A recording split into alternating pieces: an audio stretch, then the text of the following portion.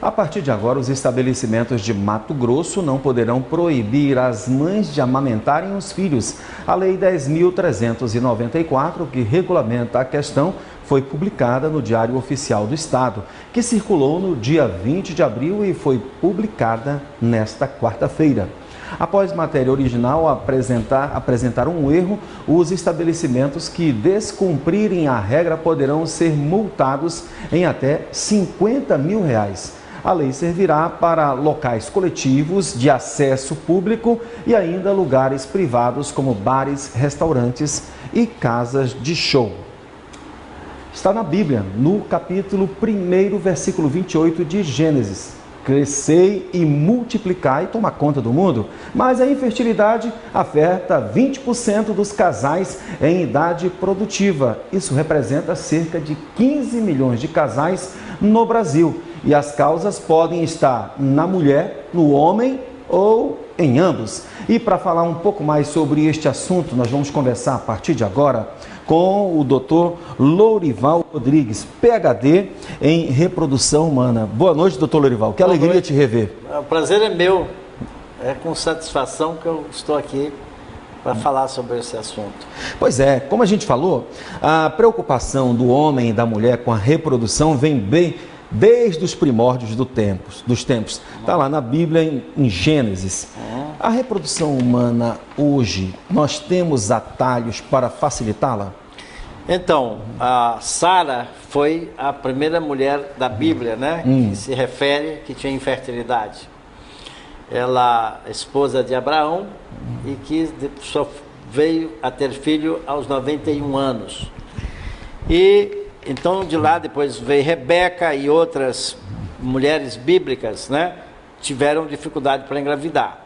No nosso tempo, nós temos hoje que não só a mulher é responsável pela infertilidade, mas o marido também concorre com quase a igualdade na causalidade de não conceber filhos.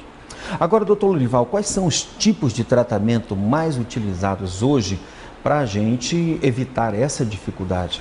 Então,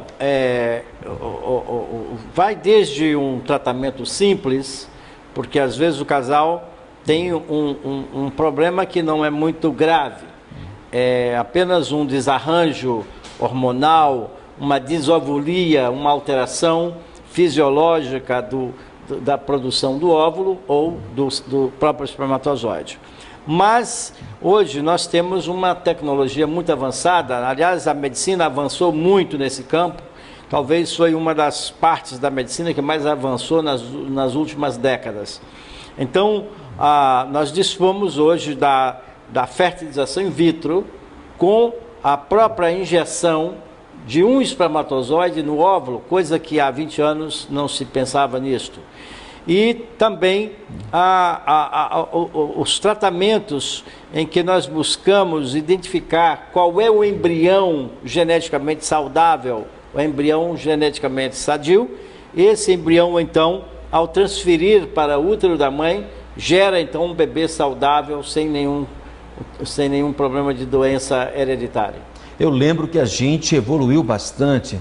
Foi lá na década de 80 do século passado que o mundo ficou em polvorosa quando viu o primeiro bebê de proveta, não é isso, doutor Lourival? Foi exatamente em 1978. 78, né? Pois é, exatamente. Nasceu então, a Louise Brown, isso, foi no pioneira. Final da década de 70, isso mesmo, né? Exatamente. De lá para cá a gente...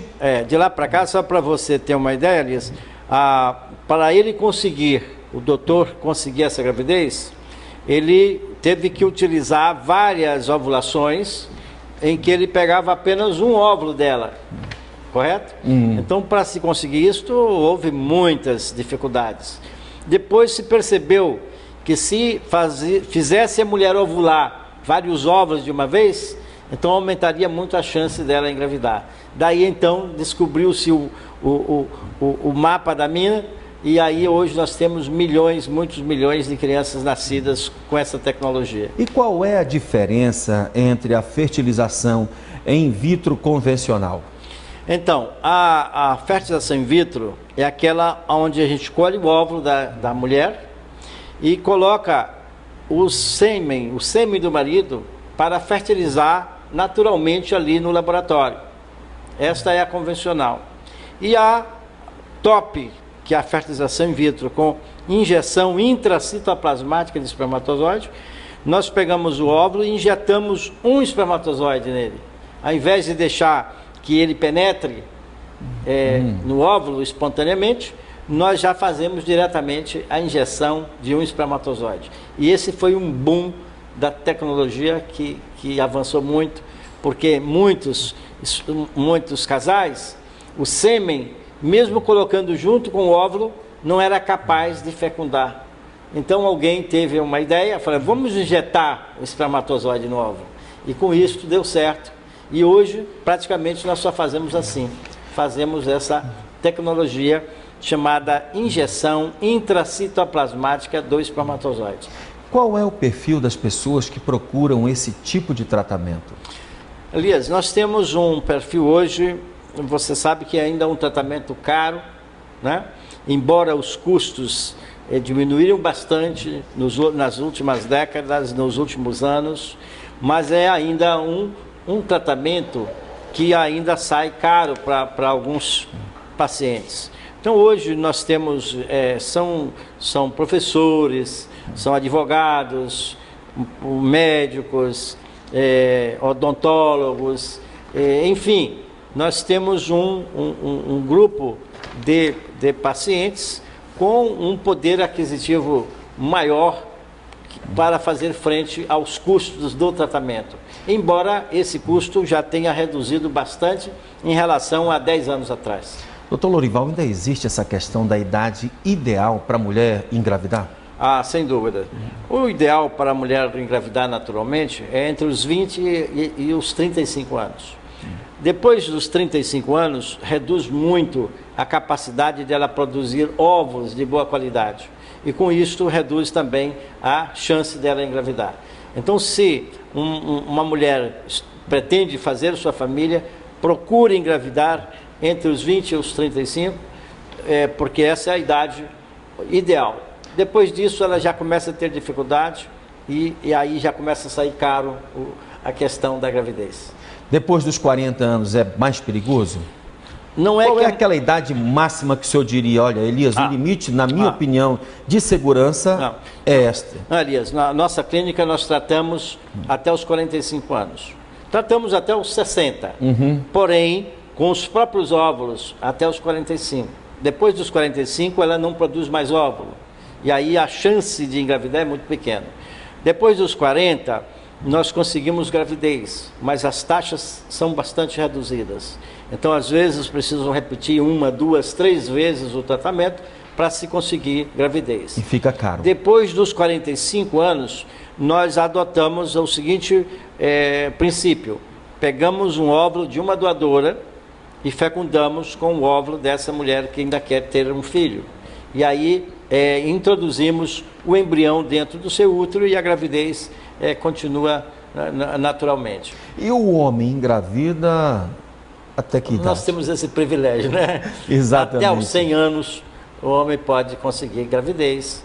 Logicamente que com a idade também declina muito o seu perfil reprodutivo, porém o homem, Deus deu esse privilégio ao homem que às vezes aos 60, aos 70 anos ele pode ainda, e tem exemplos que até aos 100 anos ele pode ainda conceber a sua esposa.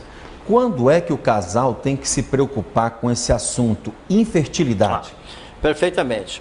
Todo casal que após um ano de vida sexual normal e que não usa anticoncepcional, não usa meio nenhum para evitar gravidez e não consegue uma gravidez espontânea, esse casal deve procurar um especialista.